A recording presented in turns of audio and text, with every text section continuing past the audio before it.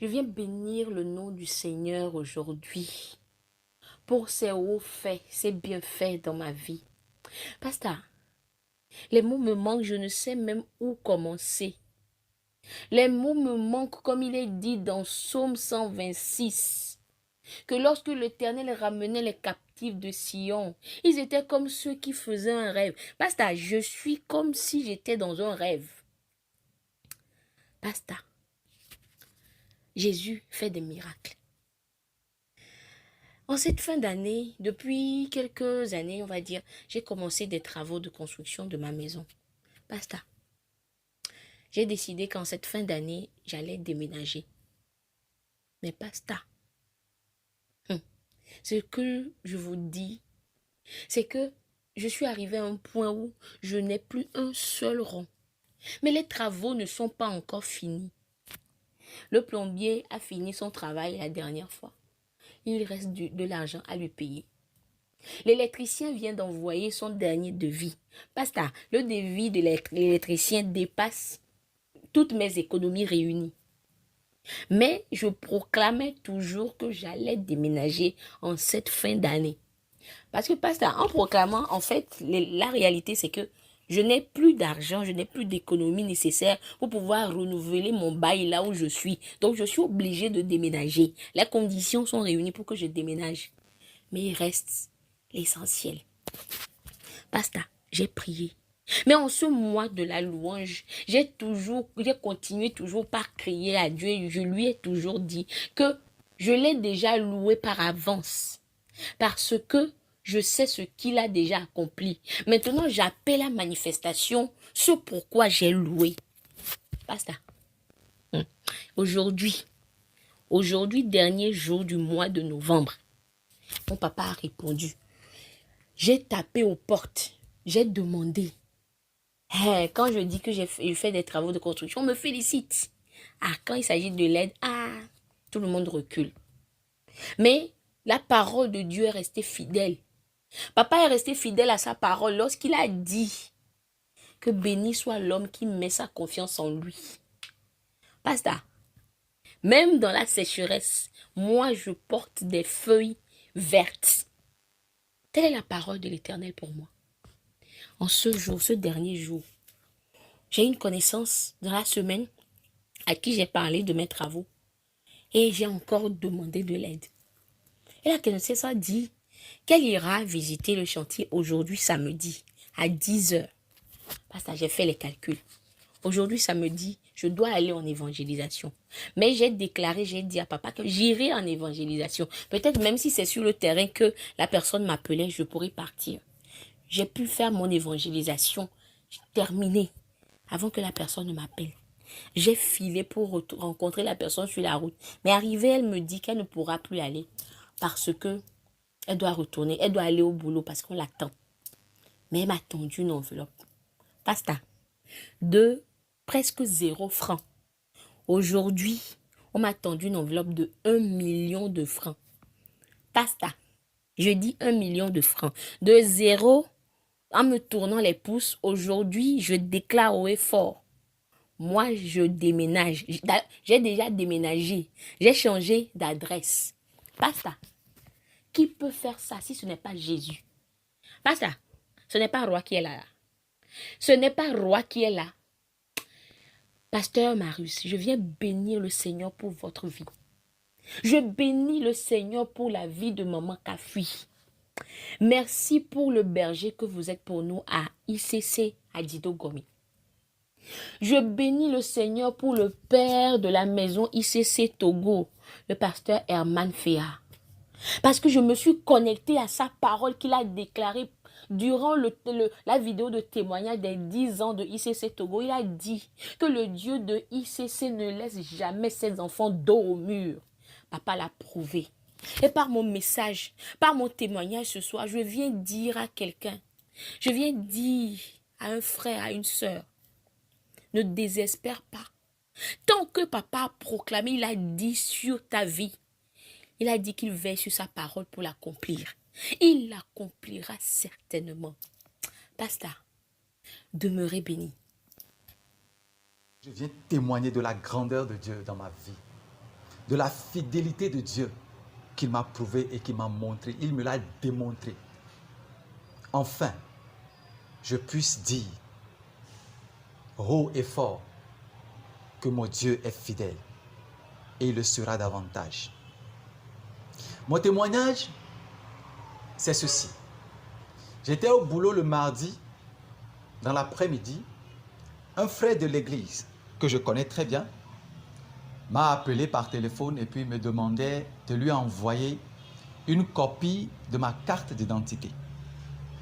J'ai dit, il n'y a pas de problème, je vous l'envoie tout de suite. Donc j'ai pris mon portable et vite fait, j'ai fait juste une photo et je lui ai envoyé la photo. Il me rappelle, me dit non, s'il te plaît, si je peux la voir en scan, il faut le scanner et me l'envoyer. Et s'il te plaît, ajoute aussi une copie de ton acte de naissance. J'ai dit, ok, il n'y a pas de souci, je vais vous l'envoyer sous peu. Sans vous mentir, je ne lui ai pas posé de questions, à quoi ça va servir, pourquoi tu me demandes ça, je ne lui ai posé aucune question. Le connaissant, je sais que ça ne peut que finir sur un bon résultat. Donc, j'ai rendu grâce à Dieu tranquillement, j'ai dit, Père, fais ce que tu veux faire. Et donc, quand je lui ai envoyé les copies, il m'a juste dit merci.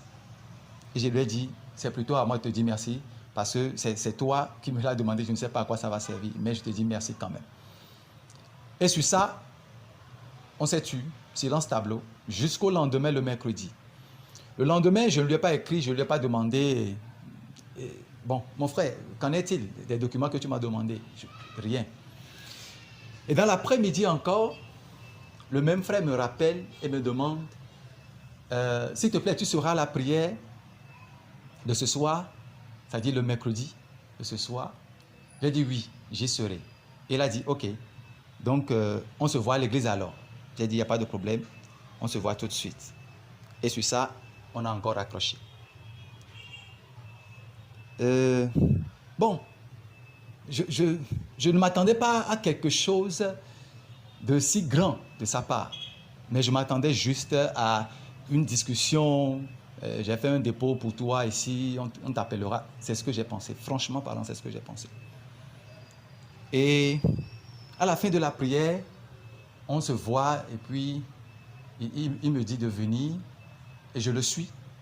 Je le suis, on est sorti de l'auditorium et sur la cour de l'église, là où les voitures, on garde les voitures, il était en train de mettre la clé dans une voiture, mais le connaissant et connaissant sa voiture, moi je lui posais la question, mais qu'est-ce que tu fais?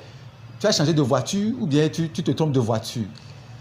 Et puis il se tourne et il me regarde avec un sourire et puis il me dit non, je ne me trompe pas de voiture, mais c'est votre voiture que je suis en train de chercher. Attends, j'ai mal écouté? Tu as dit quoi? Ma voiture? Non, tu blagues. Et dit non, je ne blague pas. En fait, j'avais demandé qu'on vienne garer ça ici. Et on m'a remis la clé, mais je veux m'assurer que c'est véritablement la bonne voiture que je suis en train d'ouvrir. Et effectivement, il a ouvert la voiture et puis me dit, voilà, c'est votre voiture. Prenez la clé. J'ai dit, quoi? Bien aimé, sans vous mentir, pendant plus d'une minute, j'étais resté inerte, sans mouvement. Mon corps tremblait juste. Mon corps tremblait juste. J'ai sursauté sur lui et je lui ai fait une accolade. Pendant très longtemps, je n'ai fait que le serrer dans mes bras. Et j'ai rendu grâce avec des larmes. Les larmes coulaient. Ça ne cessait de couler. Les larmes coulaient. Et je l'ai serré dans mes bras et j'ai élevé la voix vers le ciel pour dire, Père, bénis-le. Bénis-le. Bénis-le. Je ne faisais que le bénir.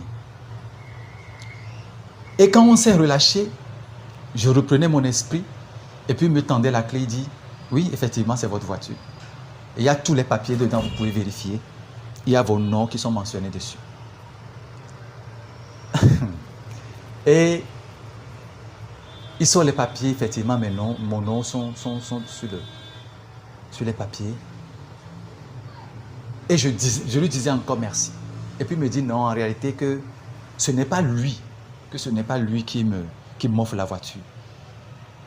Ok, mais c'est qui alors? Il me dit, c'est un frère, c'est un jeune frère de l'église, mais qui n'est pas de ICC Lomé. Hein? Il n'est pas de ICC Lomé, on se connaît.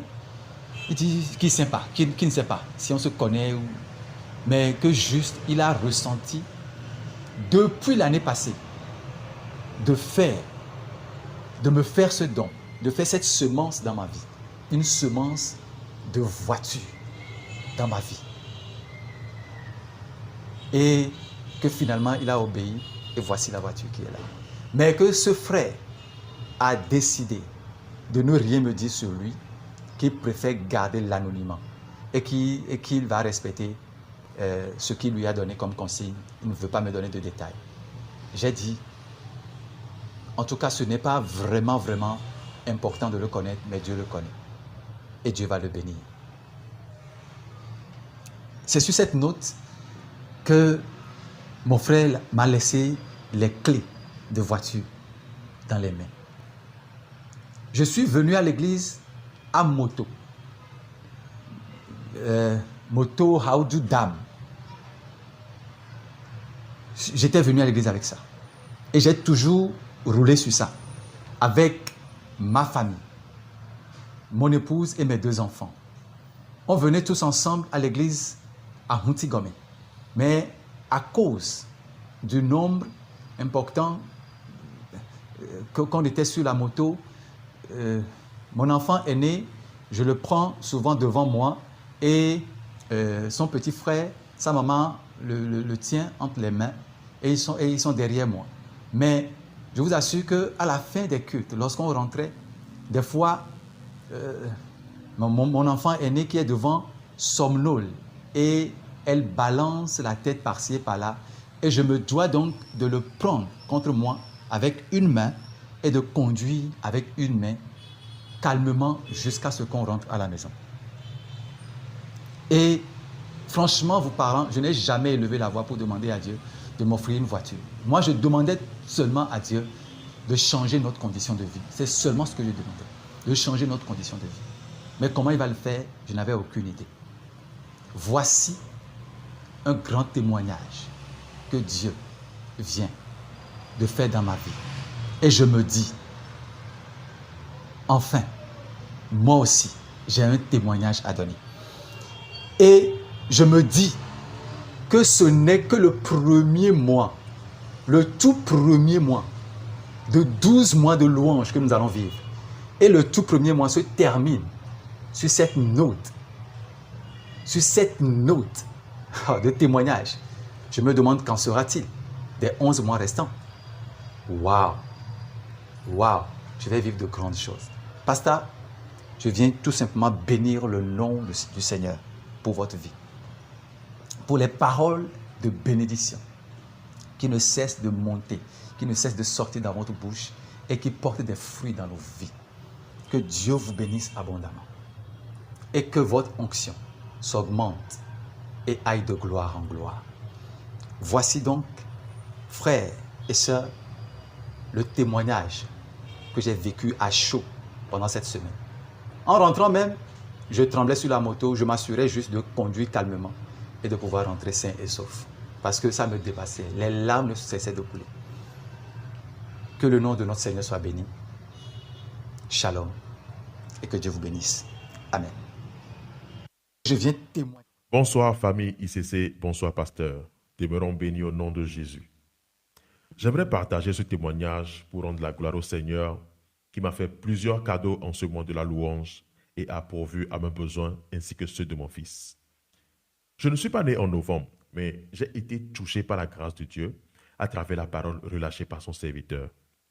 Pendant ce mois, alors que je n'ai postulé à aucun appel d'offres, j'ai reçu un mail d'une organisation internationale qui me dit que j'ai été identifié comme expert pour participer à une étude et que ce serait payant. J'ai vérifié la personne qui m'a envoyé le mail, l'étude en question, et effectivement, ce n'était pas un spam. J'ai donc répondu et partagé la bonne nouvelle avec mon patron qui m'a félicité. Un peu plus tard, c'est une autre organisation qui m'écrit pour solliciter un service. J'ai eu un entretien avec eux et ils m'ont confirmé. Au moment où j'écris ce témoignage, je suis hors du pays en train de me préparer à participer à l'activité. La connexion Internet voulait balancer, mais ça va bien se passer au nom de Jésus. J'ai partagé aussi cette nouvelle avec mon patron et il a dit, ah, Dieu a décidé de te faire des cadeaux en cette fin d'année et ça ne fait que commencer. J'ai fait le lien avec la parole relâchée lors de Possédons le mois, mais c'est vrai que j'ai tardé à envoyer le témoignage. Je demande pardon pour cela. Pour finir, toutes ces sollicitations vont me permettre des entrées grâce auxquelles je pourrai financer l'écolage de mon fils pour lequel j'avais prié et demandé la provision au Seigneur. Il était dans une école que j'avais déjà payée, mais sa maman a dû se déplacer avec lui et il fallait encore payer. Je ne savais pas trop comment j'allais faire, mais là, je suis tranquille. Notre papa prend soin de nous et nous fait des cadeaux. Je lui dis merci pour cela et je rends également grâce à Dieu pour la vie de son serviteur, le pasteur Herman, et de AP Belinda, qui avait partagé avec nous le témoignage d'un frère qui a reçu une faveur le jour de son anniversaire. Parce que c'est après ce témoignage, dans la même semaine, que j'ai reçu la confirmation de la deuxième sollicitation. Vraiment que Dieu nous garde, demeurons bénis. Amen. Shalom, shalom, peuple de Dieu. J'aimerais rendre témoignage parce que Dieu m'a sauvé et d'un incendie. Mais avant de commencer, j'aimerais passer par ce canal pour remercier Dieu pour la vie de tous les pasteurs des églises ICC du Togo et du monde entier qui ne cessent de prier pour nous jour et nuit. Sans oublier la paix de notre maison, le pasteur Marius Peglo, sa femme, ses enfants et tous ses collaborateurs. Je suis le frère Mathias et je suis membre de l'église ICC d'Adidogome. Par ce témoignage, je veux renforcer la foi d'un frère et d'une sœur sur la manifestation de la main puissante de notre Seigneur Jésus-Christ et l'importance d'appartenir à une famille d'impact. En effet, le mercredi 13 novembre, j'ai été victime d'un incendie par gaz butane et ce qui m'est arrivé pourrait être fatal pour moi. Mais je suis sorti brûlé, mais toujours en vie. C'est là que j'ai vu la manifestation du psaume 34, le verset 19 qui dit que le malheur atteint souvent le juste, mais l'Éternel l'en délivre toujours. Mon corps physique a été touché, néanmoins, mais mon esprit et mon âme sont intacts. J'ai pu surmonter cette situation parce que les membres de ma famille d'impact, précisément ma famille d'impact de Logoté, ont été là à mes côtés jour et nuit, spirituellement. Et grâce à eux, les autres départements de l'Église ont été mis au courant de ma situation et ont vite agi en ma faveur. Si je dis ça, j'ai commencé par fréquenter l'église ICC dans le mois de février 2024. Je pouvais toutefois rester, venir à l'église tout simplement étant simple membre. Mais étant membre d'une famille d'impact, ce qui m'est arrivé, j'ai pu partager ça avec les autres et ils m'ont aidé dans la prière. Et grâce à eux, les départements ont été mis au courant et toute l'église a prié pour moi. Et j'aimerais renforcer la foi d'un frère et d'une sœur en disant que même dans nos pires distractions, l'Éternel est toujours avec nous et nous protège. Alors je remercie Dieu pour ce qu'il a encore fait dans ma vie. Amen. Bonsoir à tous, j'espère que vous allez bien par la grâce de Dieu. J'aimerais témoigner de ce que le Seigneur il a fait pour moi sur le plan professionnel. Alors au début de l'année, j'avais commencé un travail et en juin, le Seigneur il me fait comprendre qu'il n'était pas d'accord avec ce travail. Donc j'ai dû arrêter le contrat et je priais pour qu'il puisse me donner un travail qui puisse me donner un travail de lui-même. Et pendant les temps de prière des 40 jours en octobre, j'ai fait un rêve et dans le rêve, il y avait une personne qui m'accusait, qui me disait que j'avais fait des erreurs professionnelles. Et à mon réveil, je ne comprenais pas de quelle erreur dont la personne parlait. Et par la grâce de Dieu, je me suis rappelé que j'avais fait un travail dans le passé. Et dans ce travail-là, mon patron m'avait amené à faire à accepter des choses que je ne devrais pas accepter en tant qu'enfant de Dieu. Et bien sûr, après, j'avais pris conscience de cela, donc j'ai arrêté de travailler chez cette personne. Mais au moment, à cette époque-là, je savais que c'était pas bien, mais je m'étais pas vraiment repentie auprès de Dieu. J'avais juste arrêté, j'avais juste compris que c'était pas bien, j'avais juste arrêté. Et là, quand je me suis rappelée de cela, je me suis vraiment repentie devant le Seigneur. J'ai vraiment prié, j'ai vraiment imploré le sang de Jésus pour qu'il puisse détruire toutes ces accusations-là que l'ennemi a contre moi. Et après, moi, je m'attendais à faire un rêve ou un songe dans lequel j'allais avoir la victoire comme les frères et sœurs ils le témoignent. Mais j'ai rien eu. Mais j'avais vraiment mis ma foi en Dieu. Je me suis appuyée sur sa parole qui dit quand on confesse vraiment nos péchés, il est juste et fidèle pour nous pardonner et pour nous purifier de toute iniquité. Donc je mettais vraiment ma foi en cette parole-là pour me dire que le Seigneur m'a pardonné et qu'il va ouvrir une porte. Et donc, quand on est rentré dans le mois de louange, je me suis dit, voilà, c'est vrai que je cherche toujours le travail, j'ai continué à postuler, mais je ne vais plus intercéder pour ça. J'avais décidé de tout simplement louer le Seigneur, de tout simplement le bénir et je faisais des déclarations que j'allais trouver du travail bientôt. Et la semaine passée, pendant que je priais, j'ai dit une phrase, j'ai dit dans les jours à venir, je vais trouver du travail. Et le week-end, il y a un frère en Christ à qui j'ai parlé de ma recherche de travail et puis il m'a demandé mon CV, qu'il allait envoyer ça à une connaissance. Et le week-end même, il y a un monsieur qui m'appelle, c'est le DG d'une entreprise, qui m'appelle pour me donner un rendez-vous le lundi même. Et là, le lundi, quand je suis allée, on a parlé et il n'y avait pas en fait de poste. Il y avait pas de... C'est vrai qu'il recrutait des gens, mais il n'y avait pas de poste dans mon domaine qui était disponible pour moi. Et le DG, il a dit qu'il va créer en fait un poste pour moi. Et donc le lundi, il m'a embauchée et voilà, j'ai eu un travail au fait dans mon domaine, ce à quoi je m'attendais pas du tout parce que j'ai pas vraiment d'expérience dans mon domaine d'études. Et là, franchement, je suis tellement contente et je veux vraiment bénir le nom du Seigneur. Dieu, il a tellement fait des choses incroyables, des choses auxquelles je m'attendais pas du tout. Il me donne un travail dans mon domaine et vraiment, je veux vraiment le bénir pour ce qu'il a fait. Bonsoir. Alléluia. Aujourd'hui, j'ai décidé de venir témoigner de ce que c'est une grâce d'avoir des familles d'impact, vraiment une grâce. C'est vrai, c'est la première fois que je viens témoigner. Dieu a fait tant de choses pour moi et pour ma famille, mais j'ai toujours été réticente à témoigner. Mais cette fois-ci, j'ai décidé de témoigner de ce que Dieu a fait le samedi lors de la récré des familles. Et nous étions arrivés au niveau de Boutotte en convoi. Donc, au long de notre convoi, on avait allumé des feux de détresse pour pouvoir se suivre.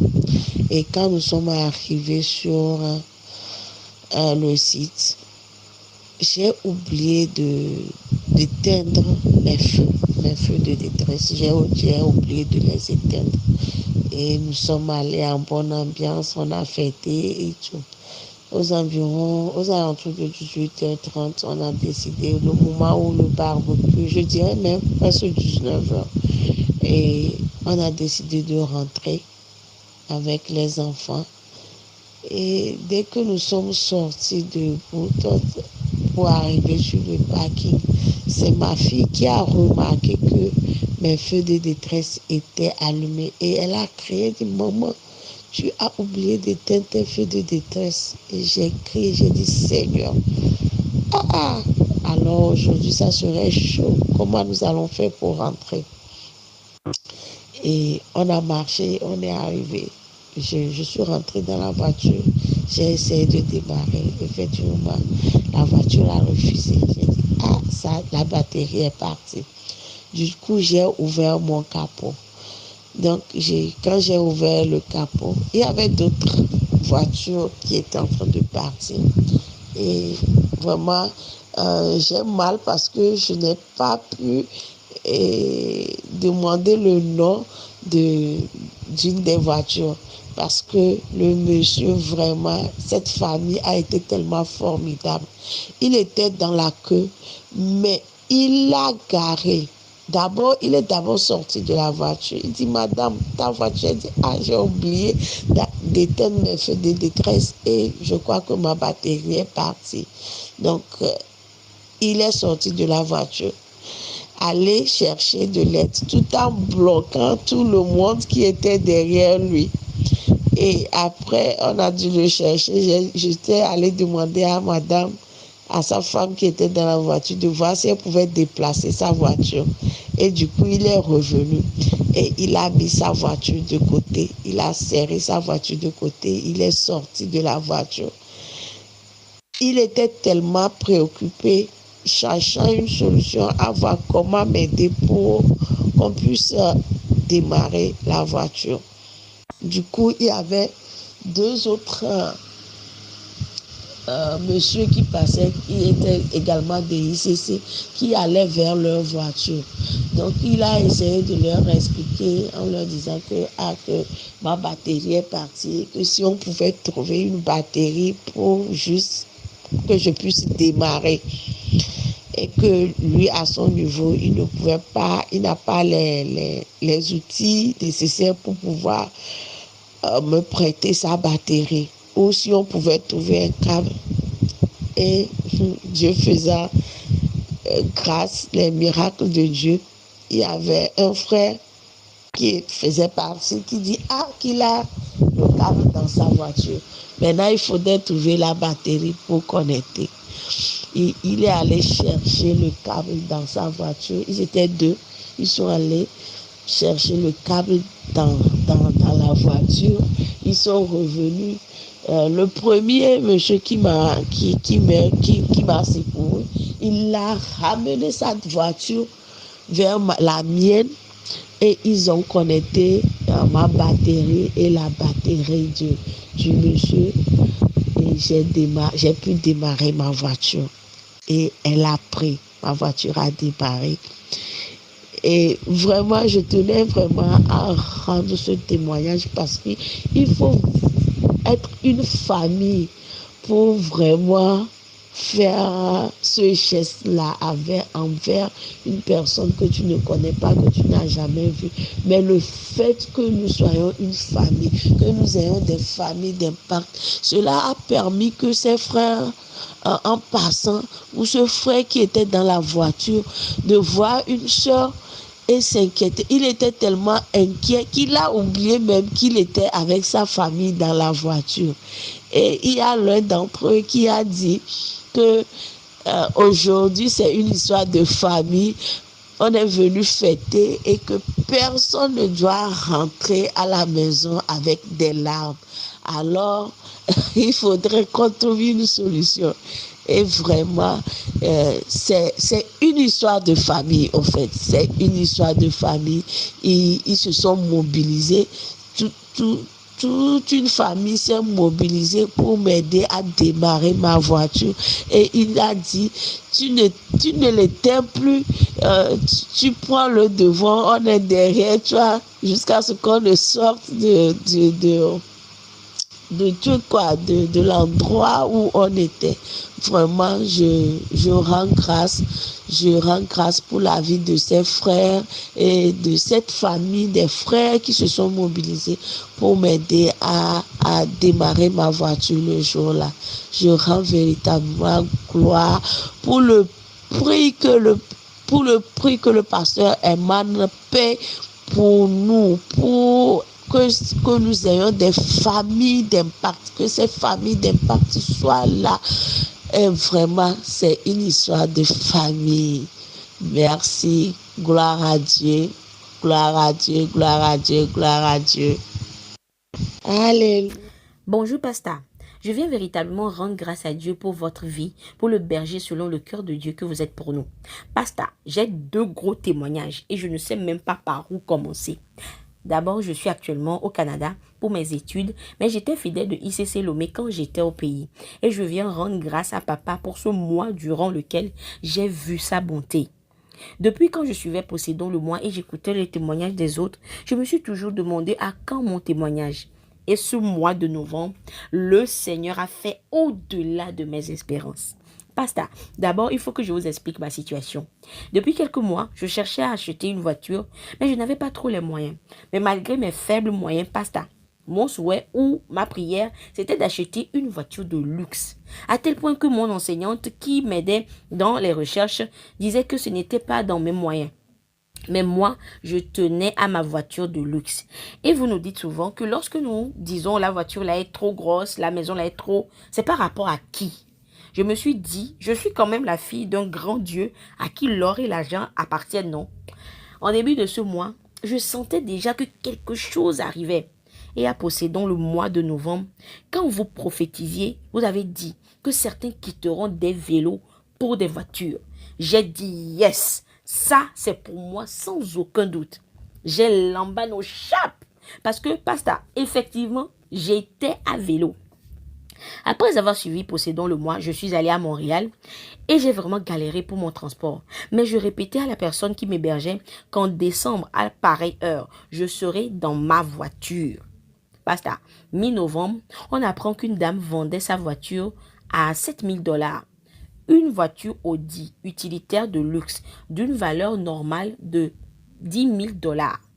Je suis allée voir la voiture et j'ai senti dans mon cœur, au plus profond de mon âme, que c'était ma voiture. En fait, la dame, elle voulait s'en débarrasser parce qu'elle avait déjà acheté une nouvelle voiture. Mais la voiture qu'elle vendait, pasteur, elle est vraiment neuve. Et ça me rappelle juste une de vos paroles quand vous disiez que Dieu va déposséder les personnes pour nous donner leur richesse. Eux, ils vont peut-être se dire qu'ils sont en train de se débarrasser de quelque chose qu'ils ne veulent plus. Mais c'est notre Père qui est en train simplement de les déposséder de leurs biens pour nous.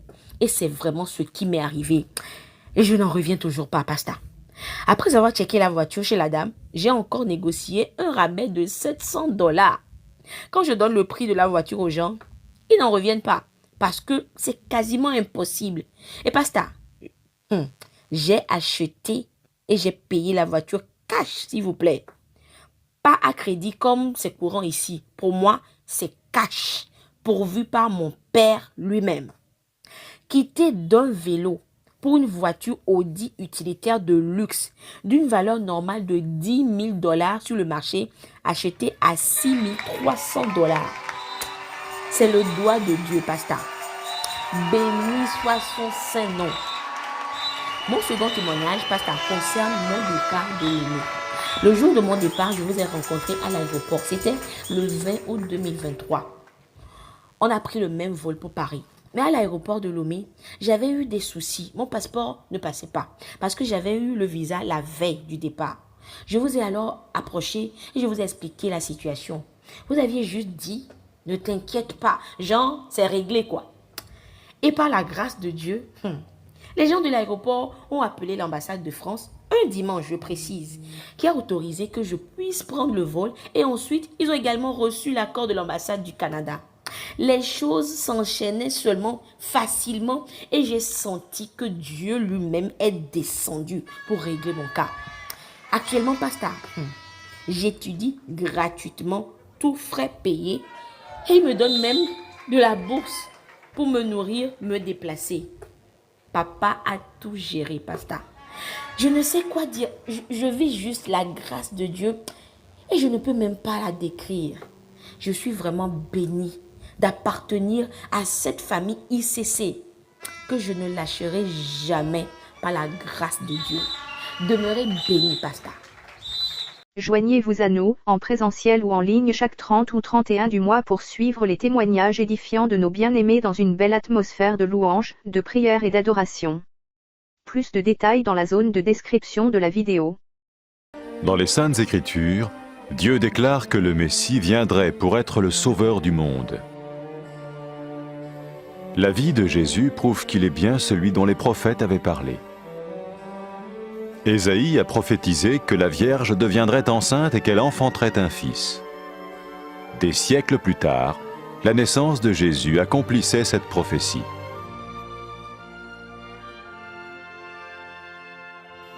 Les Saintes Écritures déclaraient que le saint à naître serait appelé le Fils de Dieu. Cela signifiait que Jésus serait le Fils de Dieu au sens spirituel et non au sens physique. Nous le voyons par sa manière de vivre. Il a guéri des malades, il a pardonné leurs péchés, les a ramenés à Dieu et leur a promis une place dans le royaume éternel de Dieu. Il s'est offert lui-même en sacrifice pour le péché à leur place. Puis il est revenu à la vie, victorieux sur la mort selon le plan de Dieu. Jésus a dit « Personne ne me prend la vie, mais je la donne de ma propre volonté ». La vie de Jésus n'a pas seulement accompli les écrits des prophètes, mais elle a aussi confirmé la vérité de la sainte parole de Dieu. Les prophètes avaient écrit « Ta parole, ô mon Dieu, est parfaite, elle dure à toujours ». Jésus lui-même a dit « Le ciel et la terre disparaîtront, tandis que mes paroles ne disparaîtront jamais ». Jésus est venu pour nous donner la vie dans toute sa plénitude. Et quand l'homme a désobéi à Dieu dans le jardin d'Éden, il a choisi sa propre voie et ses actions l'ont séparé du Créateur.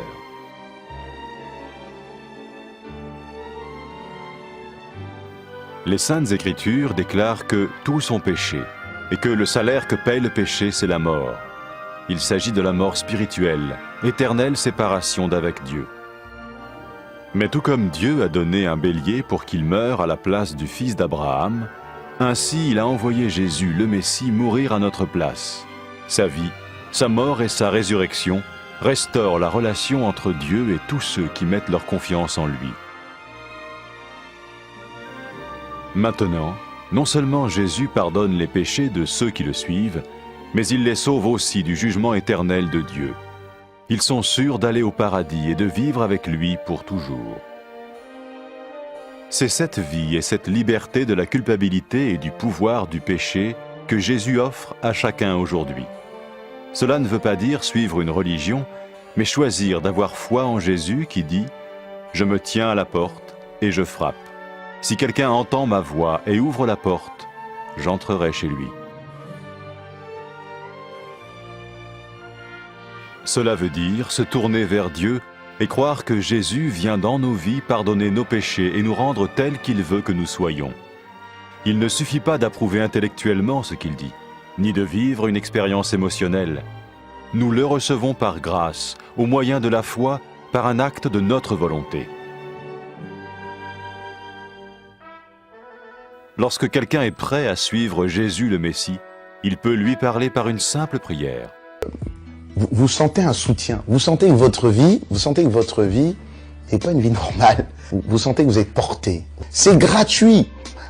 Il ne vous demande rien. Il vous demande juste d'ouvrir votre cœur et d'oser croire en lui. Osez croire. On ne demande ni d'argent. On vous demande pas une souffrance particulière. On vous dit faites confiance et croyez. Essayez. Vous n'avez rien à perdre. Essayez. J'ai essayé. Ça fait plus de 20 ans que je suis dedans. Et je ne repartirai pour rien au monde. Aucun milliard au monde ne me fera changer d'avis et me séparer de lui. Impossible. Donc, osez Jésus avant qu'il soit trop tard. Osez. Ne le faites pas demain. Faites-le maintenant. Et quand la fin de votre vie arrivera, parce qu'elle arrivera pour tout le monde, pour moi et pour les personnes qui me regardent, ou même pour les personnes qui sont derrière cette caméra, au moins vous serez sûr que vous partez avec celui qui vous a donné une nouvelle vie. Cette vie peut commencer maintenant, dès que vous l'acceptez, et cette vie continuera après que la mort soit venue. La mort n'est qu'un passage pour une autre vie beaucoup plus belle. Mais vous avez la possibilité d'oser cette nouvelle vie maintenant, tout de suite. Faites-le maintenant, tout de suite. N'attendez pas demain ni après-demain. Faites-le maintenant, tout de suite. Prenez 1 minute et faites-le. Je vous en prie, vous ne serez pas déçus.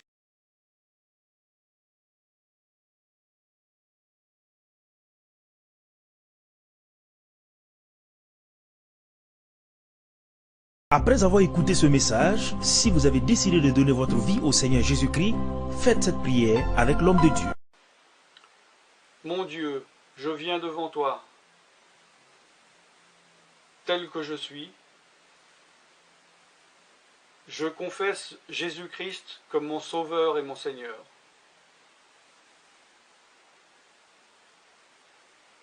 Je crois qu'il est mort sur la croix pour mes péchés, qu'il a porté ma condamnation. Il a porté mes péchés et mes maladies. Que Jésus-Christ est le roi des rois et le Seigneur des seigneurs. Qu'il est le Fils de Dieu. Qu'il est maintenant ressuscité et assis à la droite du Père. Et il prie maintenant pour moi.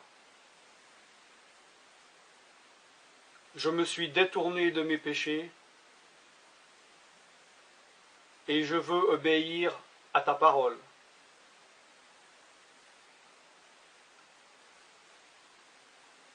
Je viens à toi en te demandant, mon Dieu, de me donner ton Esprit Saint.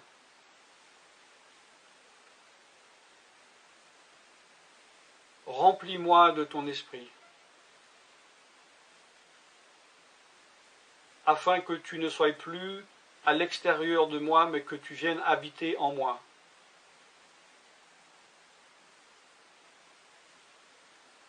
Et que je devienne ton temple. Esprit de Dieu, viens habiter en moi. Purifie-moi, lave-moi, sanctifie-moi, rends-moi pur, transforme-moi à l'image de Dieu. Je te remercie car je crois que tu m'as donné ton esprit, car tu ne mens pas. Et tu as dit dans ta parole